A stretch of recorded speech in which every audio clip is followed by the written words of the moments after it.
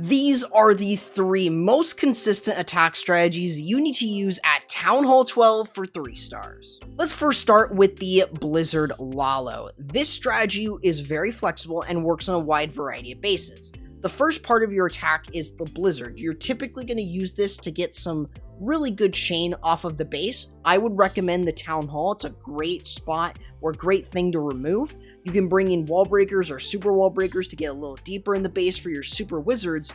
Otherwise, your heroes is really going to go in around where you sent in your Blizzard, and you want them to remove trash buildings and defenses as they work themselves up to the enemy Archer Queen. You'll then want to remove that, and if you haven't yet dealt with the enemy clan castle, you'll then want to start your lava loon, and that's where you want to have a very predictable sort of C shape in the base that provides you with that pathing that allows you to move from one end of the base, or where your Sui hero ends, all the way to the final air defense or to the final couple defenses. For starters, you will want to use a Lava Hound and a Battle Blimp when you get into the Blizzard. This should allow you to get all the way into around the core of the base or wherever, but once the blimp pops, drop an invisibility, drop a rage, and then drop another invisibility spell. Basically time these for around every 4 seconds if possible, and that way you can get a lot of really nice value. Bringing in wall breakers and super wall breakers will allow you to get a little bit deeper, in some cases possibly getting rid of a lot more than you typically would if you didn't have any wall breakers to get a little bit deeper in the base. So chances are it might be a little bit better to bring in the wall breakers if you want to get a slightly bit more amount of value. Now next is your hero dive. I would typically recommend setting this up with a baby dragon and some sneaky goblins to create the funnel. You'll also want to make sure that you're dealing with the enemy clan castle, so it's super important that you deal with something like super minions if you're seeing that. Otherwise, your heroes are just going to take their time getting through. You shouldn't have to worry so much about time here because the Blizzard is a relatively quick starter. You just want to make sure that you're starting to funnel the other side and getting your heroes into the base with the super wall breakers. Sneaky goblins are great at doing this. You can sacrifice some of the balloons to remove any defenses, and you just want to go in for that enemy Archer Queen. You don't need to worry about a royal champion here at Town Hall 12, so as long as you remove the enemy Archer Queen, you are all good, and if you can remove some other defenses like an Inferno in there, that's really good too. And of course, last but not least, it's the Lava Loon. Just a quick tip is to make sure that you're not going into a sweeper per se, so if you're able to remove the sweeper with the Sui hero, that's even better. But you'll want to use a balloon or a Lava Hound and then a couple groups of balloons right behind. This is going to help you get a lot of really nice value. I would typically recommend using freeze spells specifically against things like the Inferno Towers, but you can also use your Grand Warren ability as you get a little bit deeper into the base with the Lava Loon.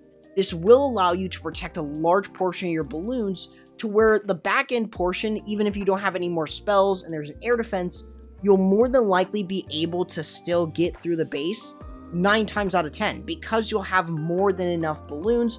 You already had a good chunk of the base down, and it really doesn't matter all too much in the end. Just make sure you have cleanup. Lava pups and minions are really, really good with this. For our second army, we have the Zap Dragons, a consistent and very easy to use army. You'll basically want to use this on bases where you can remove 3 air defenses easily and use a Sui hero for the last one. Or if there are 2 air defenses close together, you're able to use the lightning spells on all of them. You'll then basically just want to funnel with your heroes, funnel the other side with something like an E-Drag or Baby Dragon, and then send your dragons all the way through. A Stone Slammer tends to be a little bit better in my opinion, but you can also bring in the use of a Battle Blimp instead for the Town Hall. Now the Zap Quake is probably the easiest part with this attack. If there are 2 air defenses touching one building, all you need to do is drop the lightning spells in the middle building and then use the earthquake spell. Otherwise, if there are 2 different air defenses that are within range of an earthquake spell, you can use 2 pairs of lightning spells on both of them, and then that one quake will remove it. Otherwise, just bring 6 lightning and 3 earthquake if they're all spread apart. That should make it really easy when you start your hero dive and, of course, your dragons. Now, when we get to funneling, you can basically use your heroes anywhere. You can basically bring in the use of a baby dragons, the ice golems, super wall breakers, you name it. The heroes don't need to get all too much. As long as they create the funnel, they're good.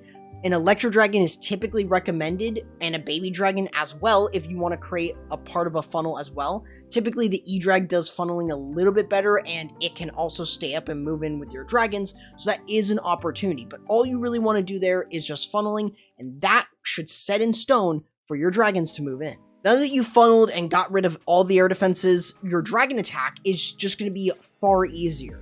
Since the dragons have easy and more predictable pathing, an early rage spell is typically really good to push everything in, but the Stone Slammer is also the best siege machine for this strategy. As you move in, you can use the Grand Warren ability, free spells to deal with stuff like the Sweepers, Multi-Infernos, etc., even the Town Hall if you would need to, but you also want to deal with the enemy clan castle, so that's why bringing a poison's nice, but if you don't want to do that, you can always bring in another free spell. Otherwise, you're basically just using the free spells to mitigate a lot of the damage, and then you're just letting your dragons kind of get through the rest of it. Last but not least, I've talked about this strategy before, and I'd heavily recommend checking out my explained video on this strategy, but Zap Witches is really strong. All you want to do, zap out 2 Infernos, line up the 3rd multi or single target Inferno, the Eagle Artillery, and the Town Hall. That's about it. The Witches just have free reign for the rest of the base right after that. So when you start this attack, it's pretty simple. The Zap Quake is really easy. Just use 4 Lightning, 1 Earthquake on each multi-target Inferno. This will allow you to get a lot of other buildings, even if it's just 2, try to use them around it. But this is going to get you the most amount of value with your lightning spells to where you can basically 3-star the base quite easily. After this point, it's basically the Witches, and all that you need to do is just use the Golems and the Ice Golem first, then use your Witches, the Log Launcher, delay your heroes a little bit, but once you've gotten a couple buildings down, drop in your King, your Queen, and your Warden, and you're all set. You want your King, your Archer Queen, and your Grand Warden to go into the core of the base. This is going to help provide a lot of support. Be very mindful though of the Expos targeting your Log Launcher.